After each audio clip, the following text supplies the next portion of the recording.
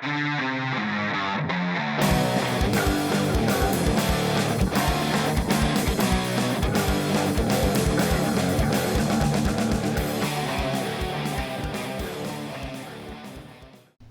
Cheeseheads, bienvenidos a un nuevo episodio de Go Pack Go MX, el podcast en español de los Green Bay Packers y la voz oficial de Packers México. Ya estamos de regreso después de unas semanas de descanso, después de pues dar tiempo para despejarnos, para tomar aire y prepararnos para una nueva temporada de los Packers después del final de la temporada anterior.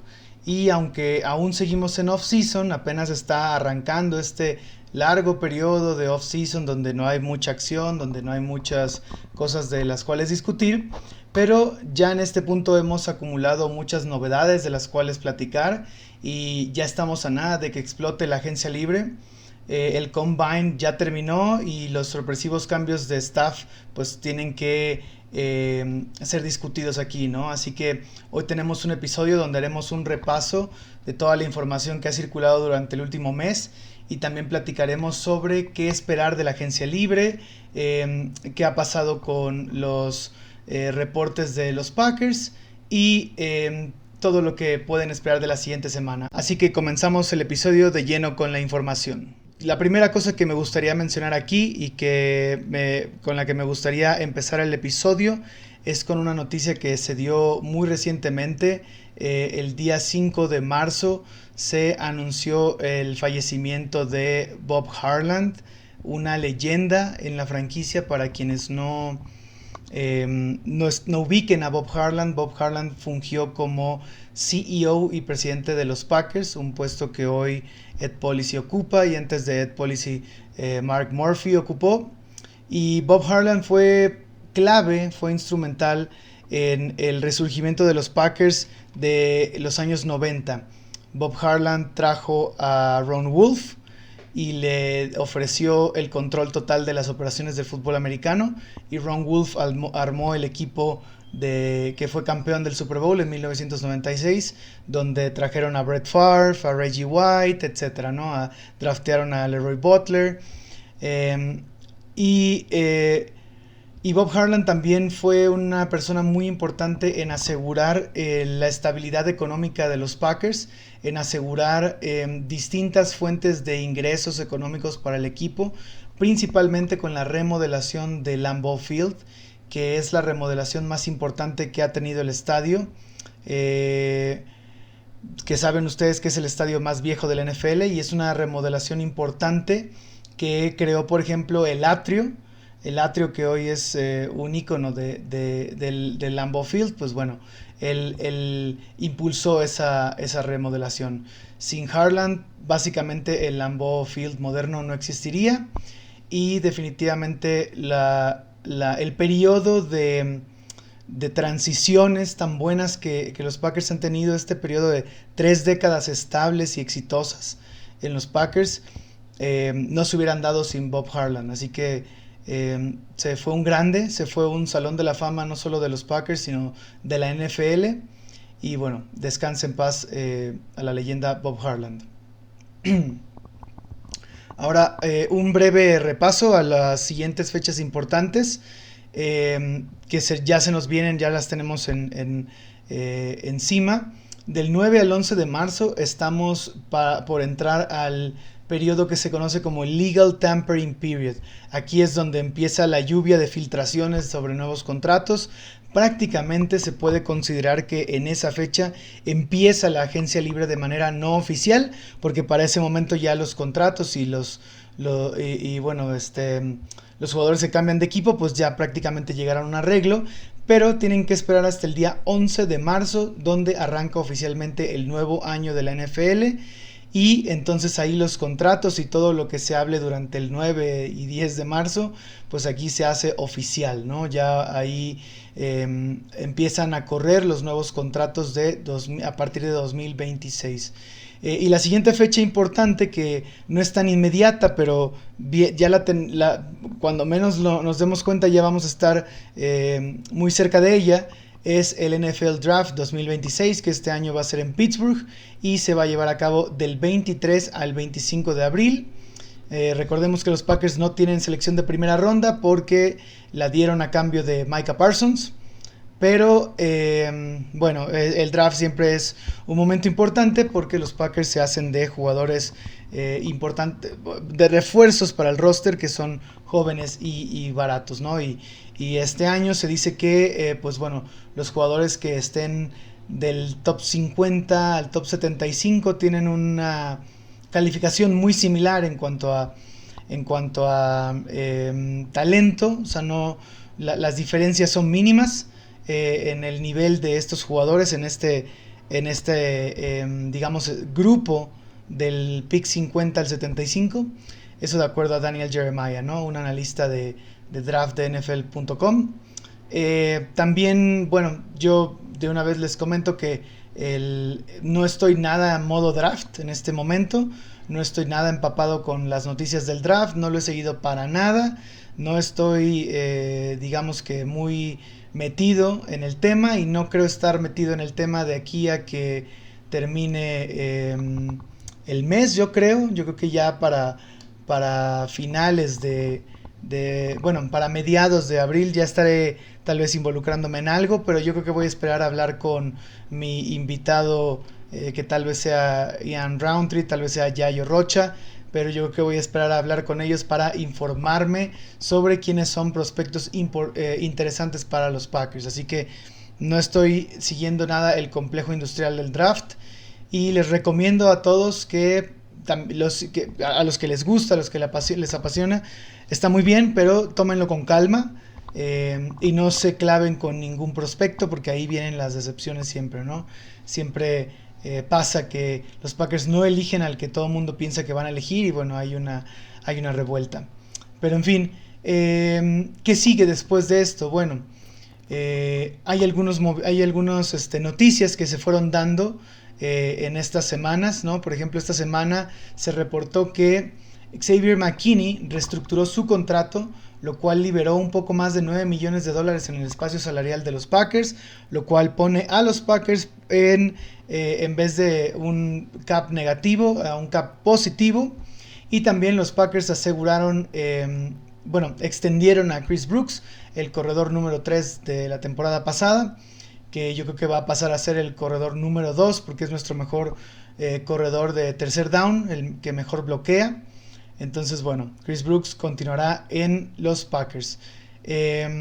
Otra cosa que puede también darse en estos días y que no tendría que sorprendernos es que los Packers podrían liberar tanto a Elgton Jenkins como a Rashan Gary. Creo que son los dos candidatos más factibles a ser cortados porque ambos pues implican un salario muy alto para la siguiente temporada y vienen de una temporada bastante decepcionante los dos, y si los Packers los liberan, los cortan, podrían liberar aproximadamente 30 o 31 millones de dólares en el tope salarial, lo cual dejaría pues dinero disponible para hacer movimientos en la agencia libre, ¿no? Que ustedes saben, los Packers no suelen hacer movimientos en el primer día de la agencia libre, no suelen hacer los movimientos más llamativos, ni contratar a los jugadores más caros, ni nada por el estilo. Ellos tienden a ser un poco más reservados, además de que los agentes libres de los Packers tienden a estar por debajo de los 30 años, tienden a ser jugadores que apenas van a obtener su segundo contrato de NFL, ¿no? Entonces, porque a ellos les importa tener refuerzos en el largo plazo, ¿no? No nada más en soluciones de un año o dos. Entonces, bueno, ese es el tipo de agentes libres que probablemente los Packers buscarían. Yo creo que hay varios jugadores que también pudieran quedar libres. Hay al menos 6 jugadores que van a ser agentes libres sin restricción, lo cual significa que su contrato expira y cualquier otro equipo puede ir a contratarlos. Estos jugadores son Malik Willis, Quay Walker, Rashid Walker, Romeo Doubs, Sean Ryan, Kingsley Enagbare. Todos podrían probar el mercado. A mí me parece que los jugadores que más probabilidad tienen de de ser recontratados por los Packers, de todos estos que acabo de mencionar, es Sean Rhyan, que va a tratar de competir por una posición de centro titular, y yo creo que es un jugador que cerró el año de manera positiva y que todavía está joven y va a ser barato, así que por eso creo que es el más probable a que los Packers lo firmen. Y también Kingsley Enagbare podría también ser recontratado en caso de que los Packers corten a Rashan Gary, porque no solo Kingsley Enagbare me parece que es un jugador en ascenso, sino también con el nuevo coordinador defensivo, Jonathan Gannon, todo apunta a que los Packers volverían a un esquema base 3-4, y pues en este esquema pues le viene bien a Kingsley Enagbare ser un pass rusher que presiona por fuera del tackle y desde 2 puntos, ¿no? Entonces, bueno, yo creo que esos dos son los jugadores más probables a ser recontratados. Todo apunta a que Quay Walker se iría del equipo y no sería firmado nuevamente, no sería sujeto a una extensión de contrato por los Packers. Esto lo digo porque es una mera especulación, no solo mía, sino de otros en la esfera de los medios de los Packers, pero es una especulación por un comentario que hizo Brian Gutekunst en el Combine la semana pasada o antepasada, donde le preguntaron cuáles son las posiciones donde más competencia va a ser necesaria, y él mencionó linebacker interno, y ese es un término muy que se usa mucho en las defensivas 3-4.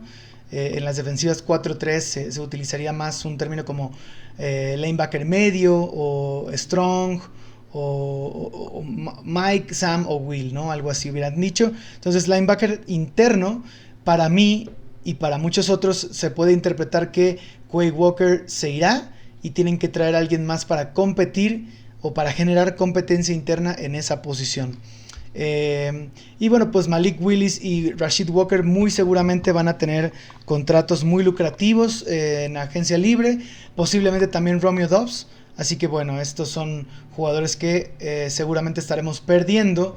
Algunos también agentes libres restringidos que seguramente se irán del equipo porque para los que no sepan, estamos en un periodo en el que los equipos pueden ofrecerles un tender a los jugadores que son agentes libres restringidos, y tienen hasta el día de pues prácticamente hasta esta semana para ofrecerles el tender o un tag, y que estos jugadores no se conviertan en agentes libres no restringidos. Pero en el caso de los Packers hay algunos que no obtuvieron el tag, que son Zane Anderson, Aaron Mosby, Brenton Cox, Emmanuel Wilson e incluso Darian Kinnard. Para mí, los Packers deberían conservar a Darian Kinnard, también a Josh Whyle, el ala cerrada, y tal vez Jonathan Ford para tener también competencia en la posición de tackle defensivo. Darian Kinnard sería importante retenerlo para tener también profundidad en la línea ofensiva, y yo creo que no nos sobran linieros ofensivos decentes, entonces Darian Kinnard podría también estar de regreso, pero los que sin duda no estarían de regreso serían Zane Anderson, Aaron Mosby, Brenton Cox y Emmanuel Wilson. Ahora bien, vamos a hablar de creo que el tema más relevante de estas últimas semanas, que no he mencionado, pero es bastante importante. Rick Bisaccia renunció como coordinador de equipos especiales de los Packers ya hace algunas semanas. Ya esta no es noticia nueva, no estoy aquí dando ninguna primicia, pero no había podido yo hablar del tema. Yo he mencionado en otras ocasiones que para mí Rich Bisaccia era más que nada pues el chivo expiatorio o digamos que la persona a quien sacrificar por otra decepción de los equipos especiales, ¿no? Ya van 3 años donde los equipos especiales no dan, y Rich Bisaccia era ya el tercer coordinador de equipos especiales de Matt LaFleur. Sin duda lo que yo pienso es que el problema de los equipos especiales va mucho más allá del coordinador. El problema es a nivel organización, es una cuestión quizás filosófica de cómo el equipo ve al área de equipos especiales, y que quizás es una cuestión de darle poca relevancia y simplemente limitarse a lo más básico de los equipos especiales, que sería cubrir bien cubrir bien cuando son patadas de despeje y kickoffs, y no soltar la bola cuando recibes una patada de despeje y un kickoff, prácticamente algo así. Y entonces los Packers no tienen realmente a mí me parece que como organización no le dan mucha prioridad a los equipos especiales, y por ende el coordinador de equipos especiales es solamente alguien que ocupa el puesto y que trata de cumplir con cosas esenciales como no fallar goles de campo, como tener buenas coberturas, como lo que estoy diciendo, ¿no? En ese sentido, Rich Bisaccia creo que cumplió a secas. Creo que él no tiene la culpa de los momentos importantes donde McManus falló patadas de goles de campo y puntos extra. Pero al final del día él es el responsable y él es el que cargaba con la mayoría de la culpa, sobre todo de parte de los aficionados. Yo no tengo, he visto también muchas especulaciones sobre que lo forzaron a renunciar. No se puede comprobar eso, y digamos que se queda en el ámbito especulativo, a mi parecer, porque también se reporta mucho que Rich Bisaccia era muy respetado y querido como dentro del staff de los Packers. Así que bueno, yo creo que dudo que lo hayan forzado a renunciar. Creo que sin duda él quería perseguir otras ambiciones, y creo que también él veía que los Packers iban a perder muchos de sus jugadores esenciales de equipos especiales que acabo de mencionar: Zane Anderson, Aaron Mosby, Brenton Cox. Mosby era un jugador casi que exclusivo para equipos especiales, lo mismo que Zane Anderson. Y por ende yo creo que él se dio cuenta también que los Packers le dan poca importancia al aspecto de los equipos especiales, y quizás y sabe que él es el principal señalado siempre que algo sale mal, así que bueno, quizás eso lo orilló a renunciar. También esto es especulación mía, no tengo ni idea. Sin duda la experiencia Bisaccia no fue no dio los resultados que esperábamos, pero de nuevo yo insisto en que este es un tema de todo el equipo, toda la organización, y no específicamente del coordinador de equipos especiales. Hoy se sabe que Rich Bisaccia tomó el puesto de coordinador de equipos especiales en la Universidad de Clemson. Me parece que es una oportunidad interesante para él. Y por otro lado, los Packers ya lo han reemplazado con la contratación de Cam Akers. Cam Akers es ex coordinador de equipos especiales de los Gigantes, y antes de ser coordinador de equipos especiales en Gigantes, que recordemos, él quedó desempleado después de que todo el equipo de Brian Daboll fue cortado.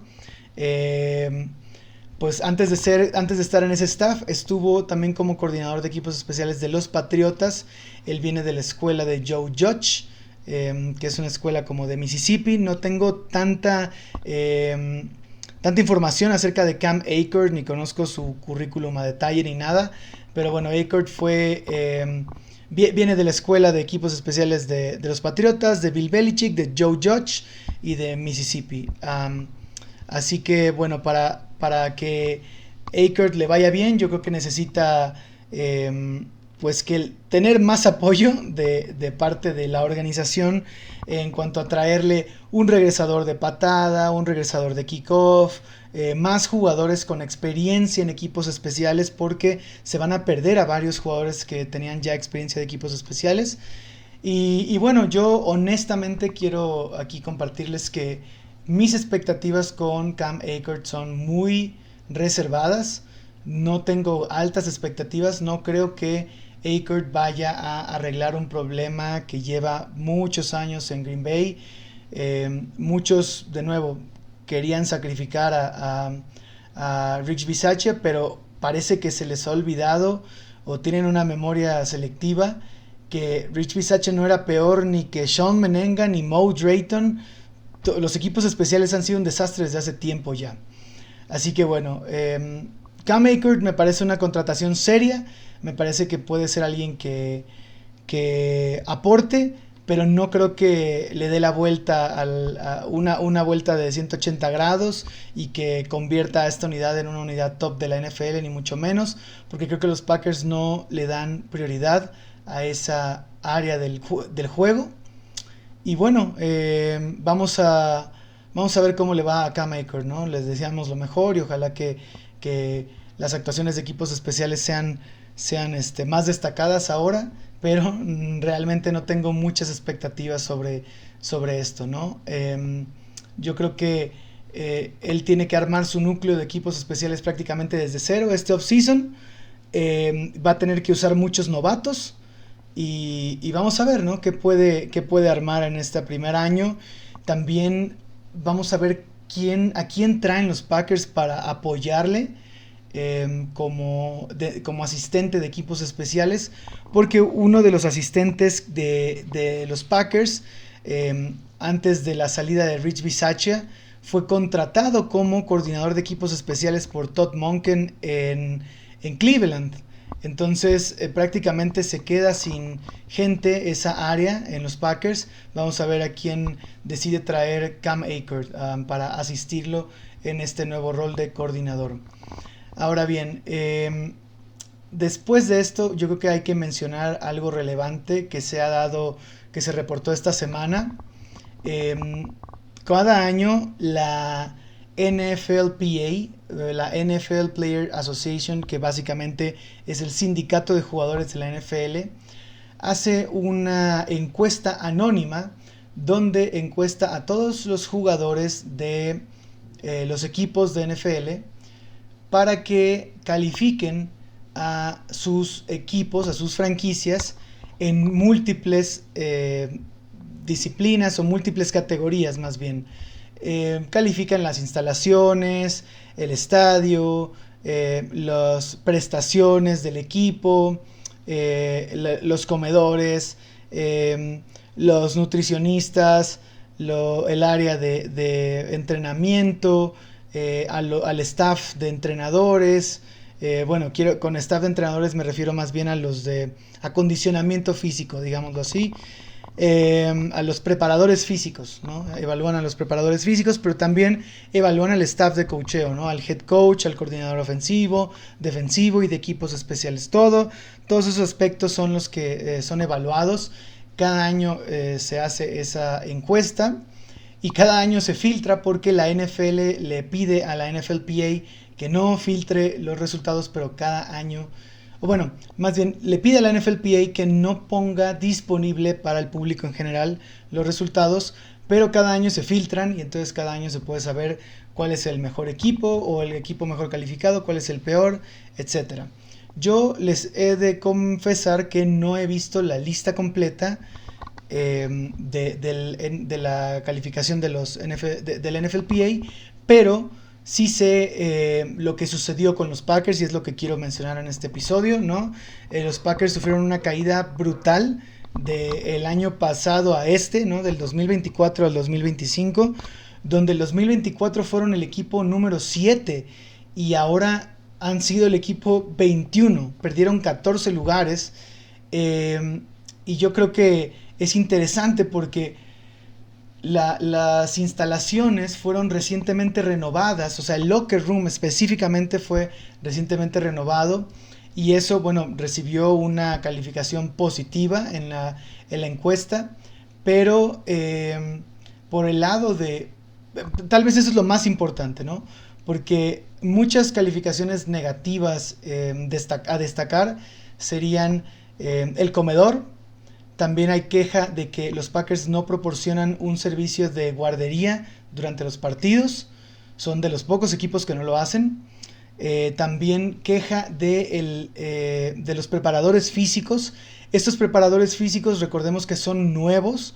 El preparador físico anterior se fue y llevaba muchos años en Green Bay y trajeron a un preparador físico de San Francisco. Este preparador en concreto es quien recibió la calificación negativa. También Matt LaFleur bajó en su ranking de calificación, recibió una calificación de B más. Y también el peor calificado fue el coordinador ofensivo Stenovic. Todo esto dice mucho del estado o puede decir mucho del estado del equipo, ¿no? Y del staff. Lo de Stenovic me parece muy llamativo. Creo que no se pueden sacar conclusiones definitivas con esto. Y creo que hay que ver estos resultados de forma, no de forma absoluta, sino de forma relativa, ¿no? Porque realmente las calificaciones de todos los coaches no son tan bajas, o sea, casi no hay coaches con Ds o cosas demasiado bajas. Sin embargo, alguien que tiene una B o una B más, pues está muy abajo en el ranking, ¿no? Porque la mayoría de los coaches tienen A más y A menos. Entonces, bueno, por eso yo creo que hay que ponerlo en contexto, ¿no? O sea, sí tienen algunas calificaciones, sí hubo un bajón considerable. Hay muchas cosas que los Packers pueden hacer para arreglar estas situaciones, pero las situaciones de los coaches me parecen llamativas y bueno, no diría preocupantes, pero sí algo que llama la atención sin duda. Yo creo que no se pueden sacar conclusiones definitivas porque no conocemos todo el contexto de la prueba, ¿no? Y también no sabemos si, por ejemplo, hubieron muchos jugadores que evaluaron de forma negativa a Stenovic por cuestiones de que ya iban a salir del equipo o tal vez porque Stenovic como persona no les agrada, diferente a como sería como profesional, ¿no? Como coordinador. Es difícil saber cuál es la lectura ahí, pero lo que es un hecho es que es uno de los coordinadores ofensivos peor calificados de la NFL y un coordinador ofensivo que ha recibido mucho escrutinio de parte de la afición. Que a mí me parecía que antes de la revelación de estos resultados había pocos argumentos, pocos argumentos sólidos realmente para pensar en que sería bueno un cambio de coordinador ofensivo, para pensar que habría que prescindir de este coordinador ofensivo. Sin embargo, pues esta no es una buena señal, ¿no? Este es un argumento que sí es sólido de por qué los Packers deberían de cambiar de coordinador ofensivo, ¿no? Este sí es algo difícil de refutar.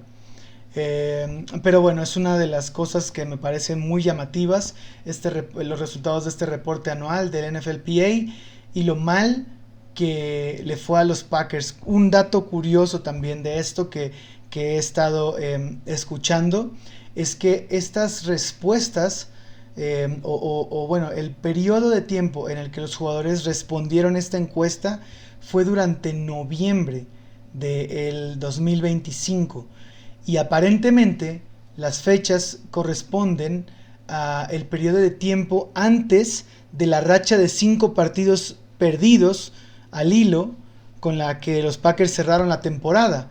Así que las cosas no iban tan mal cuando ellos respondieron esta encuesta, lo cual también pues arroja un poco de pues de duda, pues no sé, nos desorienta en cuanto a qué es lo que habrá sido que los llevara a dar este tipo de calificaciones cuando las cosas no iban tan mal, ¿no? Porque podría ser que tuviéramos el sesgo de decir, no, pues calificaron mal cuando las cosas iban mal, pero realmente no fue así, ¿no? Se sabe que no fue así, así que bueno, es un tema interesante. Por último, yo creo que hay que estar atentos a las noticias que se van a ir revelando estos días. Como les decía, la agencia libre está a la vuelta de la esquina. Veremos si los Packers son activos o no. Podrían ser activos porque van a poder liberar una cantidad importante de dinero si liberan a Gary y a Elgton Jenkins.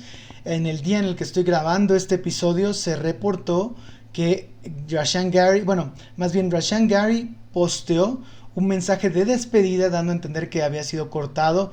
Sin embargo, eso fue desmentido muy rápidamente y ese post fue eliminado de la red social de Instagram de Rashan Gary. y posteriormente se reportó que supuestamente le habían hackeado la cuenta. Eso me parece como que la vieja confiable. Yo creo que Gary se adelantó a dar su post.